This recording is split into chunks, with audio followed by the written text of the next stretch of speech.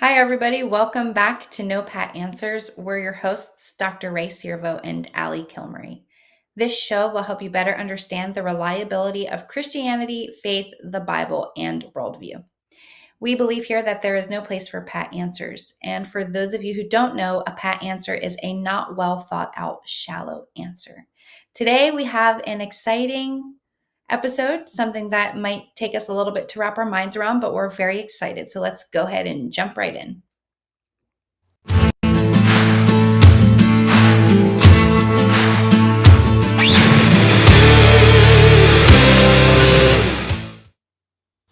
Here we are.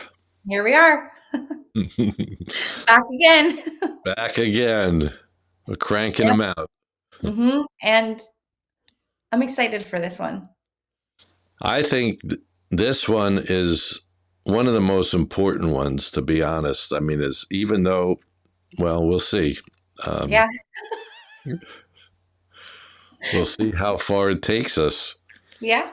But I think it's one of the most important ones for us to get our hearts and minds around. And maybe we'll have to come back and revisit it sometime. We'll see if we get any questions out of this, or maybe just question marks. Yeah, maybe a lot of question marks. So we're going to see. So this video will be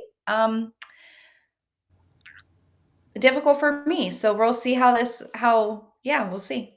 Okay, let's see what we got here. Yeah, let's jump in with our vocabulary. So we have two words today. We're going to be talking about potentiality and actuality.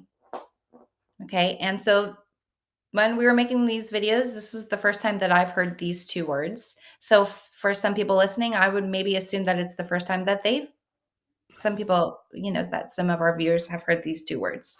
Yeah. I would say that unless they have studied Thomas Aquinas and some of those we call the scholastics, the scholars from the Middle Ages, which is where good theology comes from. Good theology started with from Augustine to Aquinas. There was not a slew, but there was more than a handful of very good theologians who really started to look at who God is. And unfortunately, it got buried in the Reformation, or when the Catholic Church started to do things that were really not godly and not Christian. And so we lost track of these men. And one of them, being Thomas Aquinas, is perhaps known as one of the greatest theologians in existence after the Apostle Paul, of course, after Jesus. Yeah. And so, he's left. Just to give a little bit of background, Aquinas wrote the equivalent of about 300 books Wow.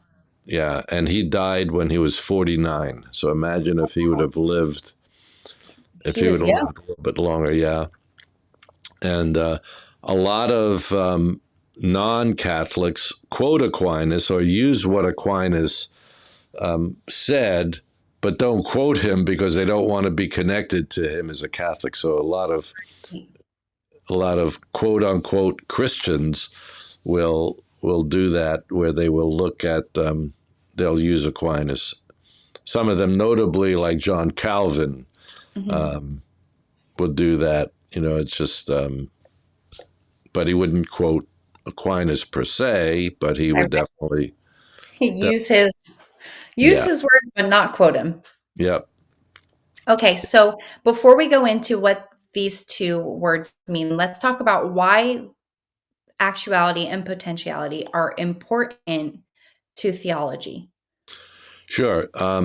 So when we talk about actuality, God is a great place to start, because what the scholastics would say, notably what Aquinas would say, is that God is pure act, meaning that he is pure actuality.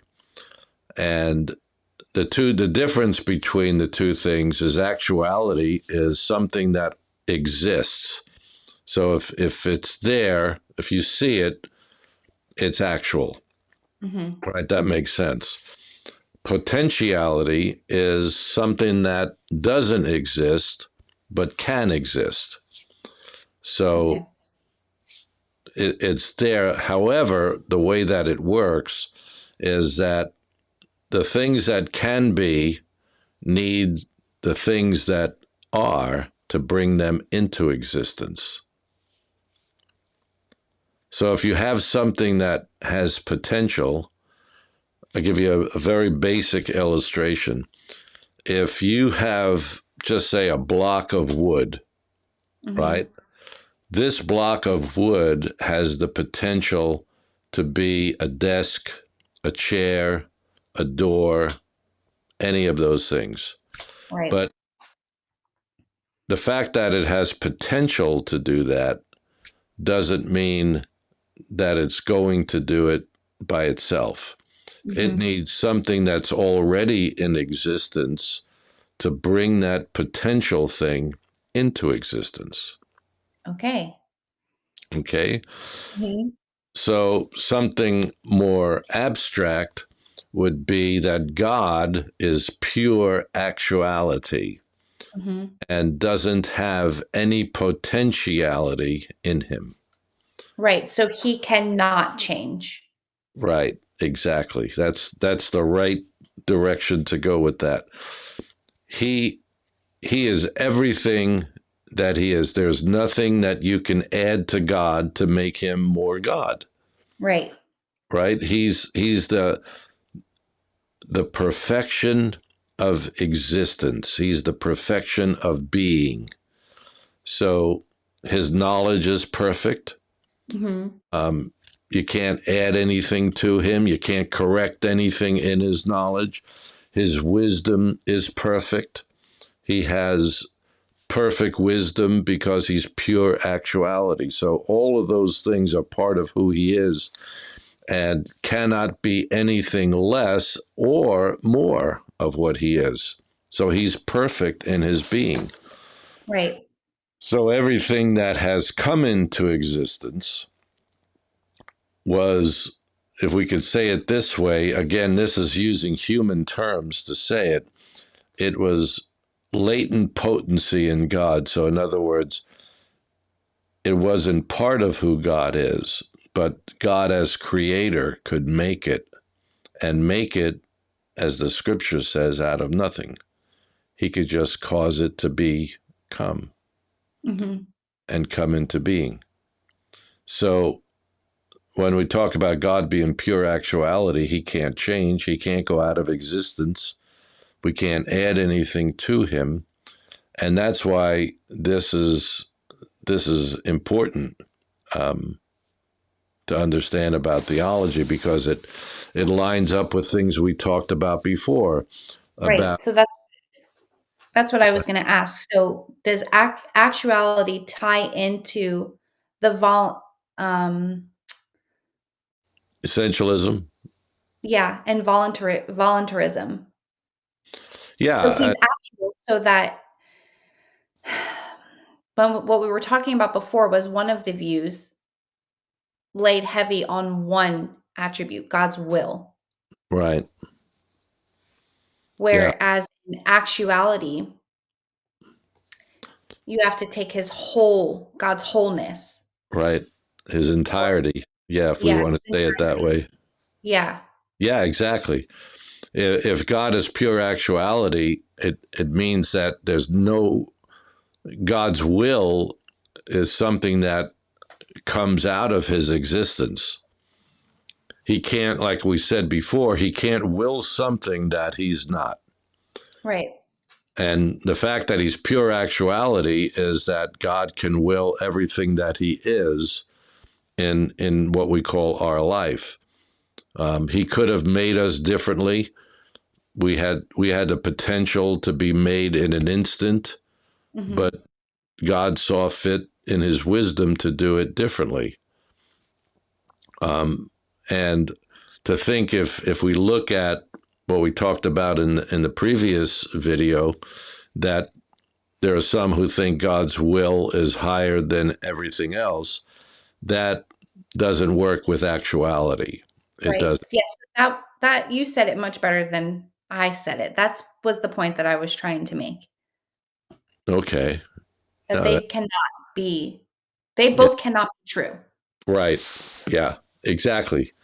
One of them has to be dominant in that. One of them has to be true, and one of them false. They Right. both And can't be true. actuality is Yeah. true. Right. They can't be differences of opinion. One of them is true and one of them is not true because they contradict. One Right, of them, exactly. yeah, they contradict each other, and that's the law of non-contradiction is two things can't Be true. Be contradictive and true. right at the same time and in the same sense. Yeah. Right. So you have to deal with that, which is part of, part of our fun.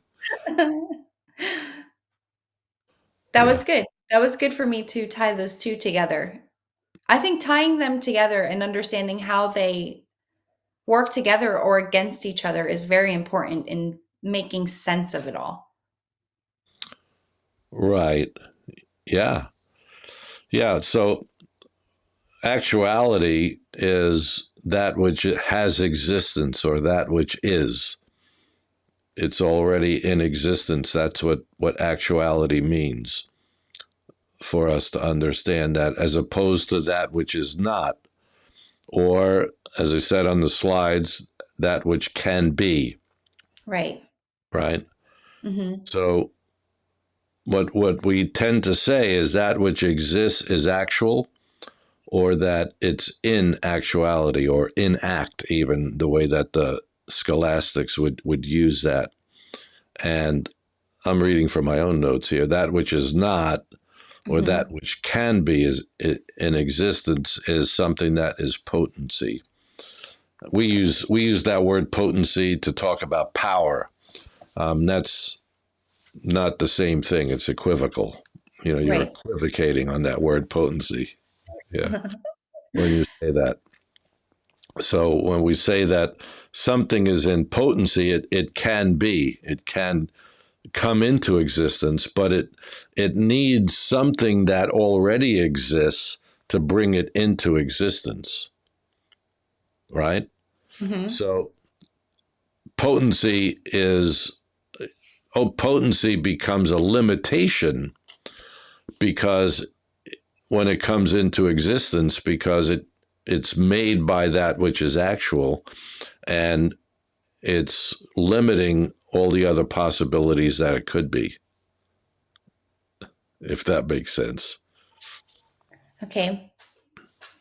So I'm understanding why actuality is important. So I'm needing a bit more on why is potentiality important to the in theology? What about it is Go ahead. like what are we needing to understand about potentiality and its importance? Okay. So when say like when you become a Christian, Mhm. you don't have all of the characteristics that you need to have as a Christian. So they're in potency in you. They're potential in you. Okay. So you need something that is actual, that is going to bring that part of your growth into existence, right? So Mhm. it needs something that's actual, which is God, which is the Holy Spirit. Mhm. Um, you can't make it yourself other than you can look to God to bring that into actuality. Actuality. Yeah. Okay. And, we said earlier when we were talking about this that God is pure actuality. There's no potency in God. He's Right. There is everything, right? He cannot become something else. He can't add anything to him, and he can't lose anything. You can't improve. yeah, uh, he's already perfect. exactly, and Yes. he's perfect in all his ways. So potentiality comes into play for his creation, or, Yeah, or us as his creation, humans. right. Okay. And we could also say that God is. I'm going to change this up here. That everything except God that is in existence is part actual and part potential. Right. Okay. I can see that So, because yeah, so even when a baby is born, he's fully human, mhm, but he or she has the potential to grow, to get taller, to get smarter, to become articulate. All those things are are in potency in that baby, right? And mhm, it's life that acts upon that baby that causes those things to do. It's the baby doesn't do it itself. It needs food, it needs care, it needs water, it needs all those other things that are already in existence to help it become everything that it's going to be. And the right. same thing is true for us spiritually. That's the same thing for us spiritually, that we need those things, um, to become more of what we are, whether it's physical or material or spiritual. It needs something to bring us into the next step. So everything, we become more perfect in some ways, not necessarily physically, but we should mentally and everything else. Right. Yeah. So Potentiality is bringing sanctification to my mind. yeah, yeah, and you know, Paul says, "Work out your own salvation with fear and trembling," and Yeah. it's by your by your interaction with God that you grow in your sanctification, your interaction with His Word. I'm trying to think of the things that are eternal, that Hmm. don't change, and it's God that you know helps us do it. It's another person that can speak to us, and again, our faith that brings us more into that. Yeah. So, And even understanding the attributes of God, I would say, is one of the first steps of being sanctified, because you have to know who, what God is sanctifying you. right, Understanding Him also is important in loving Him. I feel like you just can't understand. You can't love someone that you don't know. right, So knowing His attributes is the first step to loving Him and being sanctified by Him. right. Which is why I love this series that we're doing on the importance of learning His true attributes. Yeah, and I think the thing that you should take away from this is that God is pure actuality, and that in every aspect of His being, He's that. Never came into existence. If God came into existence, there had to be something more actual than He was to bring Him into existence. Right? He would need a creator. Yeah, He would need something to make Him. But the fact that He's pure actuality is that He's always been what He is. There's And never will. and will always be forever. Mhm. Yeah, and our what we take away from it is that in Jesus we have a relationship with this being that Mhm. blows our minds, but is the source of all life that we have, whether it's spiritual, material, or whatever. Um, that God is there to help us be more like Him, to Mhm. understand those communicable attributes are. So yeah, It's very interesting. yeah, very good. Let me touch on these slides really quick, see if we missed anything that we didn't talk about.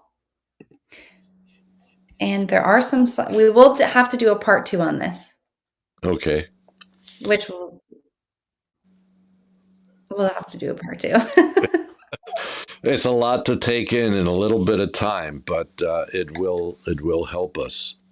Yeah. Yeah, and yeah, there's different points of view on this that I think would be beneficial to talk about, or arguments, or, Right. you know, rebuttals, whatever it might be. But I think that it would be beneficial to talk about those in a part 2. Okay. So I'll let you close this Close out. it out. Yep, on potentiality and actuality. It was a fun video to film today.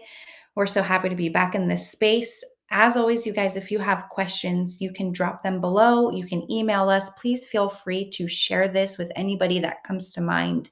If you would subscribe, if you like our content, that would be awesome as well. And we look forward to being with you guys next week. Thank you so much for tuning in.